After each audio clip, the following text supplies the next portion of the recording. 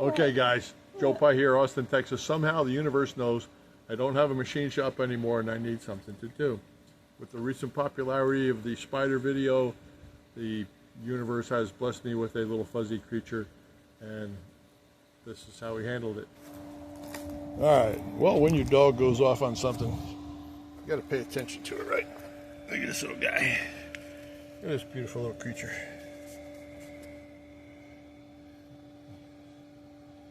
Usually they play dead, but he's not playing dead. He's got little razor sharp little teeth, and I'm sure it would hurt if he reeled around a bit. But since he knows I'm the spider whisperer, he's not doing that.